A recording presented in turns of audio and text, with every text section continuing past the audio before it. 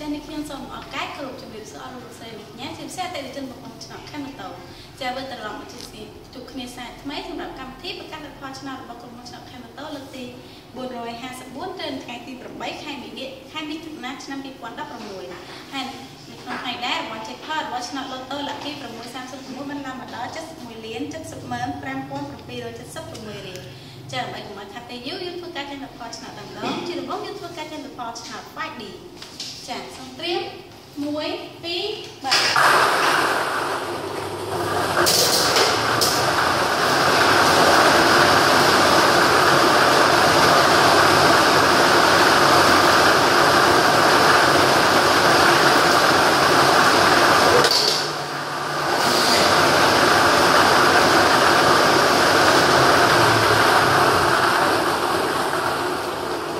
ចាលផលឆ្នាំ 5D បានចាយមកហើយនេះខ្ញុំសូមធ្វើការប្រកាសជូនតែម្ដងនៅក្រុមពីប៉ុងទី1មានលេខ6ក្រុមពីប៉ុងទី2មានលេខ6ក្រុមពីប៉ុងទី3មានលេខ7ក្រុម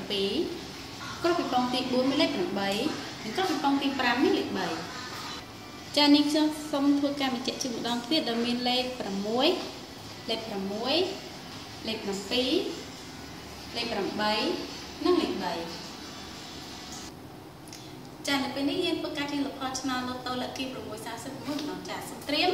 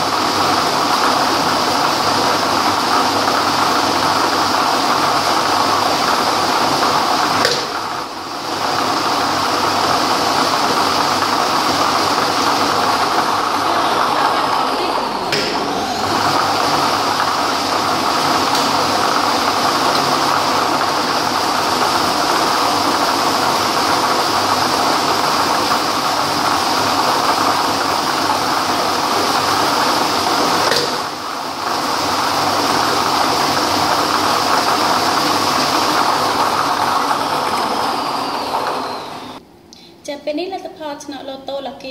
636បានចេញមកហើយនេះខ្ញុំសូមធ្វើការប្រកាសជូនតែម្ដងនៅក្រុមពីប៉ុងទី1មានលេខ27ក្រុមប៉ុងទី2មានលេខ1អត់សំទោសក្រុមប៉ុងទី1មានលេខ25ក្រុមប៉ុងទី2មានលេខ1ក្រុមប៉ុងទី3មានលេខ17មានលេខ12ក្រុមប៉ុងទី4មានលេខ7ក្រុមប៉ុងទី5មានលេខ14និងក្រុមពីប៉ុងទី6មានលេខ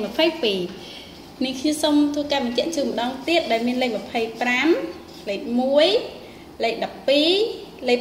7លេខ14និងលេខ22ចាលទ្ធផលតែជាលទ្ធផលឆ្នោតក្នុងថ្ងៃបានមកដល់ទីបញ្ចប់ហើយនេះខ្ញុំក៏សូមអរគុណដល់អតិថិជនអស់ដែល